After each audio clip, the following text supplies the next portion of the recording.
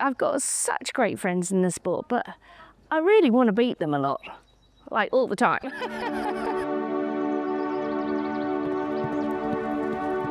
I was on a horse before I could walk. I was pretty crap, to be honest. As a kid, I think I was pretty useless. I fell off a lot and was nothing special at all.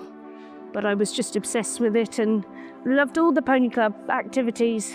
Used to canter around my garden on foot, jumping jumps. Come on, Boo, good girl. She loves eating the cat food. Come on. This is the main entrance of our barn where all of our horses live. We have up to 30 stables here. We've got a couple here that are just actually right at the moment on box rest. This is the vet wing area, sick bay as we call it. They are in for a little while to start building up again. This is really big tack room as far as tack rooms go. We've put all the lovely photos on the wall. It's great to often stand back and look and admire them, and they're very much all part of the team here, punching the air in a lap of honour. And that little horse was called Veneer Chimera, and she went on to win Badminton and Burghley. She was just a great friend, a great partner of mine, and she went on to give the best couple of days of my life in sport for sure. Up on the wall with my boy Max, who was 3 years old. It's quite hard to find the balance of being a mum and try to do sport at the top. Now he's into sport himself, it's been great to go back and share those moments with him. This area in our yard is brilliant. It's like called the washdown area, spa area, maybe if you're human. This is actually a horse that we bred, which has been very exciting to have that part of the journey as well. You're saying hello, you're on camera. It's got to give you the feeling that to get out of bed every day and you want to go and work with that horse. You want to improve them, you want to start your journey with them. And we'll find out where their strengths and weaknesses are and what they want to do with their lives. And if that's doing the same sport as I like, then even better. You know, on days like this, I think I've got the best office in the world ever. For me, my dream or goal or drive, I suppose, to get you out of bed every day and work with the wonderful animals is to just try and be at these Badminton and Burghley places, which are so unbelievably special. You spent years producing them for there. The groom spent years trying to sparkling them up and basically wiping their bottoms for them half the time. You know, we so know your horses inside out. Trot-ups are a big thing, and I have to say, to have a horse at Burghley and be able to be there in my Fairfax Favor outfit with a beautiful looking horse and going there to go and give it a go will be a very special moment. So that is our plan for hopefully this year. So this is our arena. You can see for miles. I don't actually know how far, but it is just so beautiful and so peaceful.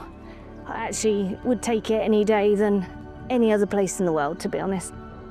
As you can see behind us here, we've got all these little individual pens, which for me is really quite important because they become valuable. They get up to a certain level and they've all got their shoes on their feet, and I just couldn't bear it if any of them went out and had an incident where one would kick another one or something. So it's brilliant that they all feel like they're out with loads of friends, but they have their individual paddocks.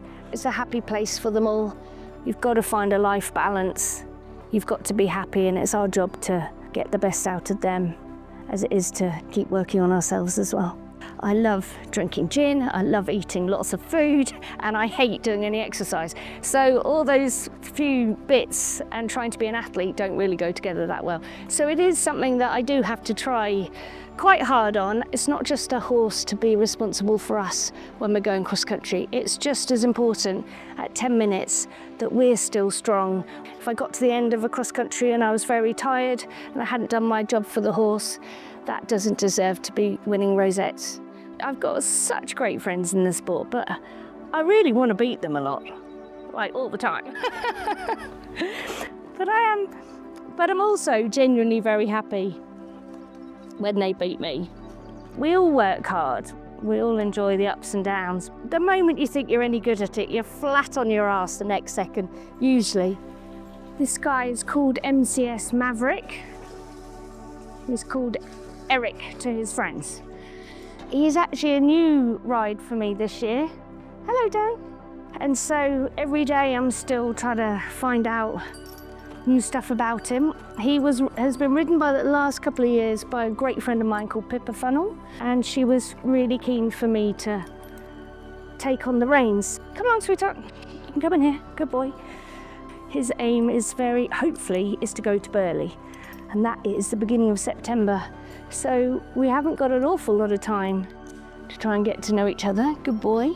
As you see, he's actually a very sensitive horse. Like, he already knows this is different. He's a ticklish horse, so the moment the brush goes on him, he's like... But they're amazing animals because they really do pick up. If I don't have a plan and I'm not confident in it, they really sense those vibes. People say to me, I'm so brave because I go around Badminton and Burghley. It's like, I wouldn't just sit on anybody's horse and go and kick around Badminton and Burghley. It's got to be the horses, the situation, the training, the feeling that we're getting. That sort of bravery will take us there.